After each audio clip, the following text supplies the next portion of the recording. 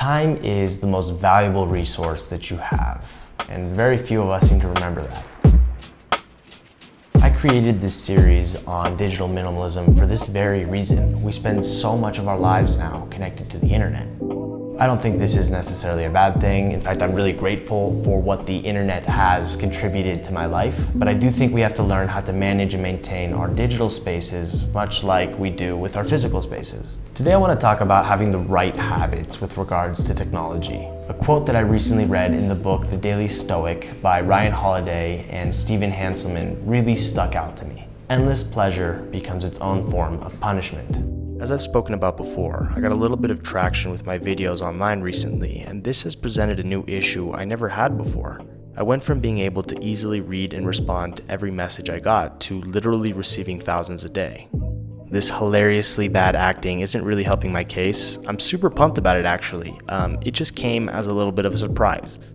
Even with the digital minimalism that I had set up in my life, I realized that I was overwhelmed and that I had some really bad habits with regards to technology that I needed to change. Being constantly connected, constantly checking your phone, social media, and email is immensely destructive to productivity, to mental clarity, and for me, well-being. Something needed to change. So I decided to create a series of rules and guidelines to live by that I physically wrote down. These are rules that I now follow that have restored a sense of well-being in my life that is absolutely priceless. You may not be able to apply all of these rules to your life depending on what you do, but I think we can all do at least some of these things. So we're just gonna dive in. Do not check social media or email until noon. This started off as a fun little challenge that I shared on Instagram. What I wasn't expecting was the incredible impact that this had on me. Having a parameter like this allowed me to focus on me and start off my day in a calm and centered way. Before doing this, what would happen to me was that I would maybe check comments or emails, and then 5 minutes would turn into 3 hours as I got sucked into the cycle of responding to people and problem solving. I feel like when I start off the day that way, I set the tone and a pattern that is so hard to break out of. I usually wake up between 6 and 7 a.m. And so with this rule, it basically means that I spend the first 5 to 6 hours of the day not even thinking about what's going on online. I love this because I can say that the morning is mine. I can do what I want with that time. One minor exception to this is the fact that I do sometimes post content on social media in the morning. And the way that I kind of navigate this is by preparing things usually the night before and then going in with the mindset that I'm not checking comments or messages or anything. I'm just there to upload, say a photo on Instagram, and then right back out. Do not check social media, email, or any messages while in bed. In an attempt to differentiate what I do for a living with my personal life, which, by the way, the two got completely blurred. I've been looking for ways to kind of separate the two, right? Creating boundaries is huge, and that's how I came up with the idea of this rule. Having a physical location where the chaos that happens online cannot follow me is a really comforting thought. Either my phone is on airplane mode when it's next to me on my nightstand, or I've been experimenting with placing my phone on the other end of the room so that there's that extra bit of added distance. Do not take your phone with you to the bathroom. This goes hand in hand with the previous rule. We all do this, okay? But once again, it's really nice to have breaks and moments throughout the day where you're not constantly connected. Make it an opportunity to just take a moment for yourself. Look at your food when you're eating. Far too often, I've sat down to eat and pulled up a video to watch, and before I knew it, the food's gone and I didn't get a chance to enjoy it. My focus was elsewhere. Food brings me a lot of joy, and I just feel like it was such a shame that I was doing that. This is just something that I've been doing, and I think it could be really powerful to try and apply this to your own life. But I like to think about where the food came from, what went into preparing it, everything that took place for this food to end up in front of me, if that makes sense. Once again, it's another opportunity to practice mindfulness.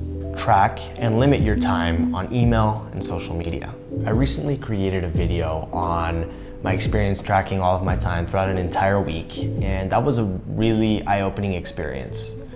More than anything, it gave me perspective on where my time and energy is going, and to be perfectly honest with you, the results were pretty disappointing. Since then, I've been a lot more intentional about limiting my time on social media and email to at most an hour a day, usually in 2 half-hour-long pieces. What this usually means is that I only have enough time to read through the messages that I received in my inbox. And it's pretty incredible to think about this, but almost none of the messages that you receive require an immediate response. At least for me, it's easily under 5%. So what I've started to do, and this has had a huge impact so far, is to take only one day a week and dedicate a couple of hours or a few hours to responding to all of my messages. I've started doing this on Saturday morning, which I'm really liking because I don't get responses until 2 days later when Monday comes around.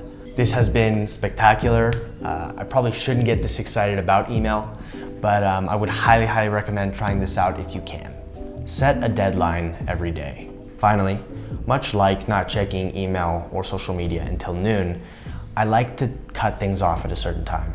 This is really important to me because I find that if I don't do that, I go to bed with my mind still wired up, and it makes falling asleep a lot more difficult. Now, I would treat these guidelines like a list of suggestions. Make it a little personal experiment and see what works for you.